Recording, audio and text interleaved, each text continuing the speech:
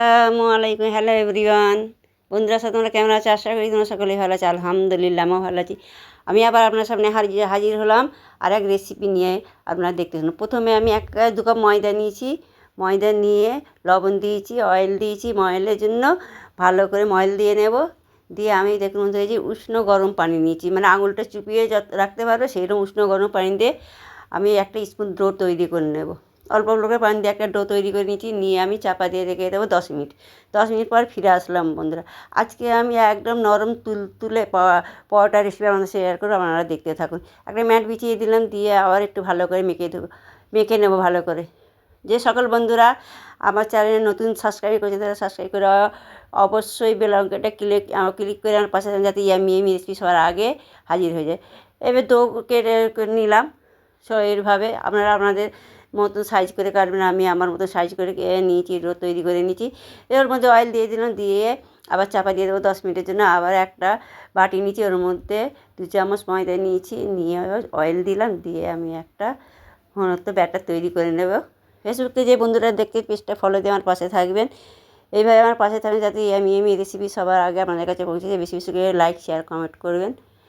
এবার আমি একটা ডো নিয়ে এবার আমি একটা রুটি বেলে নেব। এইভাবে গোল রুটি বেলে নেব বন্ধুরা। আমার এই পরোটার রেসিপি আপনার যদি ভালো আপনারা অবশ্যই কমেন্টে জানাবেন, আর বেশি বেশি করে লাইক করবেন, শেয়ার করে কমেন্টে জানাবেন আমার এই পরোটার রেসিপি কেমন হয়েছে। এবার ওর মধ্যে ব্যাটার দিয়ে দিলাম, মাখানো ময়দা দিয়ে তেল দিয়ে মাখিয়েছিলাম, একটু মিশ্রণটা মাখিয়ে দিয়ে ওর উপরে ছিটিয়ে দিলাম ময়দা।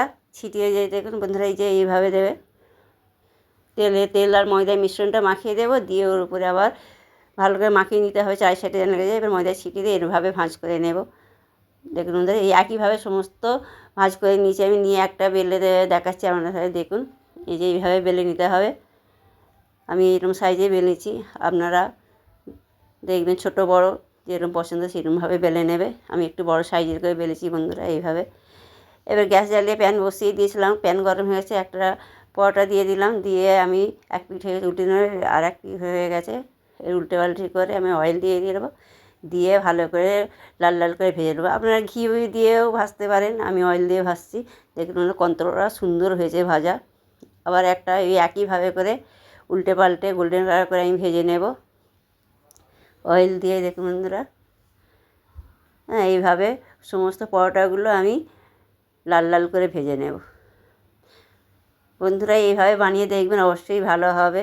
দাদাদের অফিসে দেবেন, পরোটা আলুর দম দিয়ে এইভাবে বানিয়ে দেবেন, অবশ্যই ভালো লাগবে। কতটা ফুলছে দেখুন বন্ধুরা, আর খেতে এত সুন্দর হয়েছে কী বলবো আপনাদের সাথে। দেখুন সব আমার হয়ে গেছে, আপনাদের সাথে দেখাচ্ছি। একদম নরম তুলতুলে হয়েছে। আর আপনাদের লেয়ারগুলো দেখাবো। দেখুন বন্ধুরা, প্রত্যেকটা লেয়ার দেখা যাচ্ছে, এই যে দেখছেন হাতের মুঠেই চলে আসছে। আর লেয়ারগুলো দেখুন, লেয়ারগুলো একবারে প্রত্যেকগুলো লেয়ারগুলো দেখাচ্ছে। দেখুন বন্ধুরা, এইভাবে বানাবেন, দেখবেন দাদাদের বানিয়ে দেবেন, দাদারা খেয়ে প্রশংসা করবে। এবারে আমার মাংস কষা করেছিলাম, ওটাই দিয়ে পরিবেশিত করে আপনার সাথে দেখালাম। আপনারা দেখুন বন্ধুরা, এইভাবে বানিয়ে খাবেন, দাদাদের বানিয়ে দেবেন, দাদারা খেয়ে প্রশংসা করবে। বাড়িতে মেহমান আসলে দেবেন, মেহমানও প্রশংসা করবে। আপনারা ভালো থাকবেন, সুস্থ থাকবেন।